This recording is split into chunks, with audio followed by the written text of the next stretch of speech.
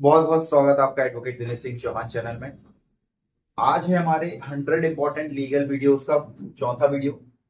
इस वीडियो में हम बात करने वाले हैं कि आप अपने घर में बैठे बैठे ऑनलाइन नक्शा और ऑनलाइन खसरा, नक्शा अपने जमीन का, अपने घर का, और खसरा अपने घर का और अपने जमीन का, जिस भी चीज का आप देखना चाहें, कैसे आप देख सकते हैं और इसको देखना क्यों जरूरी है।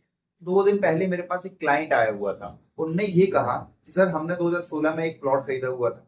प्लॉट खरीदने के बाद जब हम उसे आज रीसेल करने जा रहे हैं, सर्विस प्रोवाइडर के पास जब हम जा रहे हैं, तो सर्विस प्रोवाइडर का ये कहना है कि भैया, आपने जो प्लॉट लिया था, आपकी रजिस्ट्री भले आपके पास है, लेकिन खसरे में आपका नाम नहीं चढ़ा था। मतलब उसे हम P1 और P2 कहते हैं। फिर मैंने सर्च कराया तो मैंने देखा कि एक कॉलोनाइजर, कॉलोनी काटने वाला, जिसने बहुत सारे लोगों को वो जमीन बेचता गया बेचता गया बेचता गया, पर इन्होंने उसका नामांतरण नहीं कराया।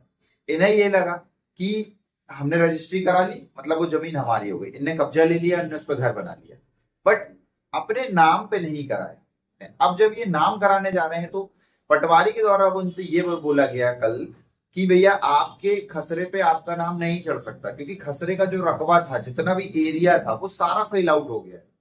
आपने नामांतरण नहीं कराया। ऐसे बहुत सारे लोग हैं जिन्हें नामांतरण नहीं कराया। पोजीशन आपके पास है, आप उस पर रह सकते हैं, आप सब कर सकते हैं, लेकिन अब उस पर कभी नाम ट्रांसफर नहीं होगा।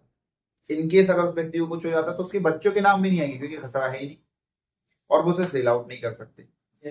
तो आज के इस वीडियो में हम वही सारी चीजें जानेंगे कि आप अपने घर में बैठे बैठे अपने फोन से ना खसरा और अपना नक्शा देख सकते हैं। मैंने एक खसरा यहाँ पे दिया हुआ है।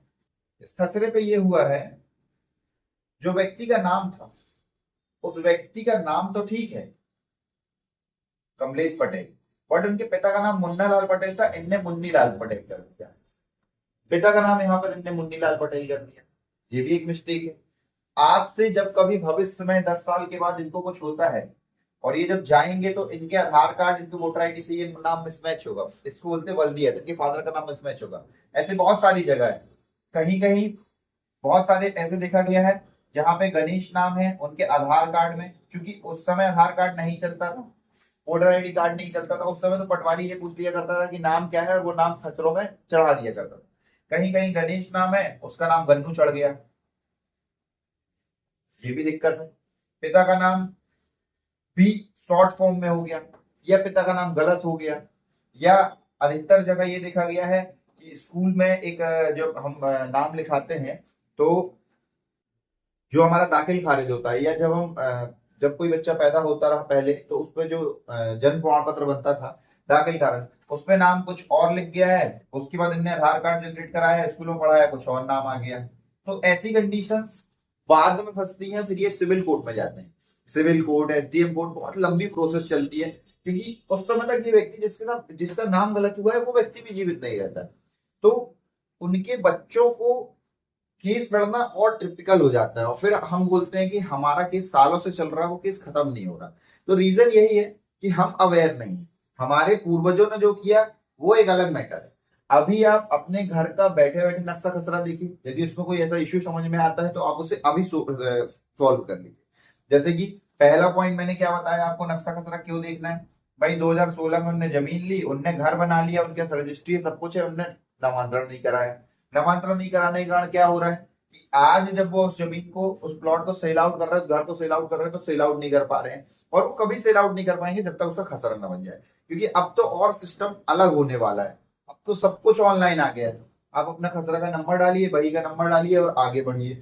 अब हाथ से डालने वाला सिस्टम ही खत्म हो गया कि आप हाथ से फिल करें। तो अब हम बैक आ जाते हैं इस कंडीशन में कि मान लेते हैं किसी व्यक्ति का नाम अभी गलत हो गया, तो अब वो क्या करेगा। सबसे पहली बात, मान लो अगर अभी नाम उसका गलत हो गया है, तो अभी उसको कुछ करना नहीं है।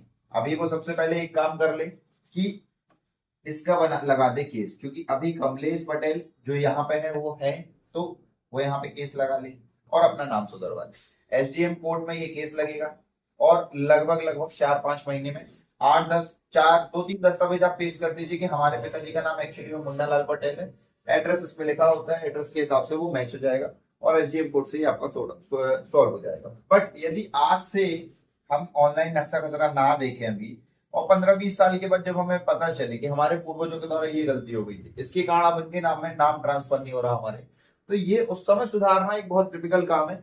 फिर तो आपको सिविल जाना पड़ेगा। जब सिविल जाएंगे आप, तो फिर वो 10-15 साल की कहानी। तो इसके लिए मैंने ये वीडियो बनाया हुआ है, ऑनलाइन नक्शा खतरा हम घर बैठे कैसे देख सकते हैं और उसमें जो भी त्रुटियां हैं उसे कैसे सॉल्व करेंगे। इसके लिए भी मैं एक अलग वीडियो बनाऊंगा कि यदि मुन्ना लाल का मुन्नी लाल पटेल हो गया है तो उसको कैसे सॉल्व करेंगे आप। यदि कोई व्यक्ति का नाम गणेश है और गणेश की जगह यदि गन्नू हो गया है तो आप उसको कैसे सॉल्व करेंगे।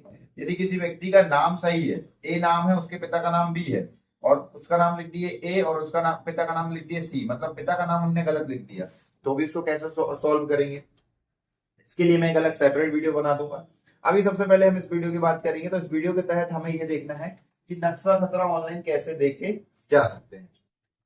तो हम आ गए हैं क्रोम पर। लाइव में आपको बता दूंगा कि ऑनलाइन नक्शा खसरा कैसे देखा जा सकता है। हमें एमपी भूले की वेबसाइट खोलनी है, मध्य प्रदेश भू अभिलेख की। एमपी भूले की वेबसाइट पे आप क्लिक करेंगे। जब एमपी भूले की वेबसाइट ओपन होती है तो कुछ इस टाइप का इंटरफेस आपको मिलेगा, जहां पे आप लॉगिन आईडी, पासवर्ड और ये, यदि आपको सिर्फ ये जो कॉपियां हैं इनकी सर्टिफाइड कॉपी भी निकालनी है तो आप registered and user public user में क्लिक करके अपना अकाउंट बना सकते हैं। यदि आपको ये नहीं करना है, सिर्फ नक्शा और खतरा देखना है, तो आपको सबसे पहले ऑप्शन में जाना है। सबसे पहला ऑप्शन कौन सा है? एमपी भूलेख वाला। एमपी भूलेख वाले ऑप्शन में आपको जाना है। एमपी भूलेख वाले ऑप्शन में क्लिक करेंगे तो यहाँ पे आपको यस और नो पूछेगा, आपको यहाँ पे यस कर। मैंने कोई भी लॉगिन आईडी से यूजर लॉगिन नहीं किया है।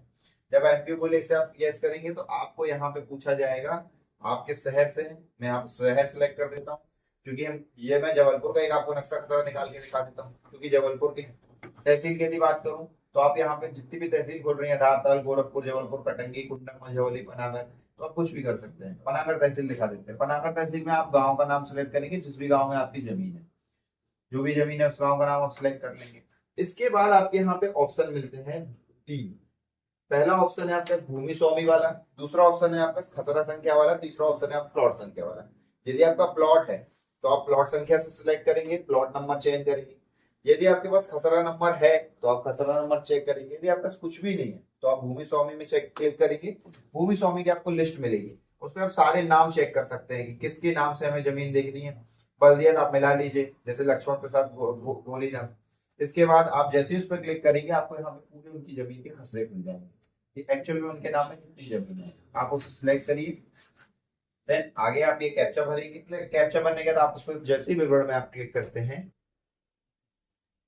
तो आपको उस व्यक्ति का यहाँ पे डिटेल खुल जाएगी। ये उस व्यक्ति का खसरा नंबर ये है, निजी जमीन है, इतना एरिया है और ये कृषि भूमि है और ये खसरा। आप यहाँ पे टिक करेंगे तो आपका खसरा खुल जाएगा। खसरा जैसा कि मैंने आपको अभी दिखाया था, यहाँ पे ये पूरा खसरा है, इसमें पूरी डिटेल दी हुई है।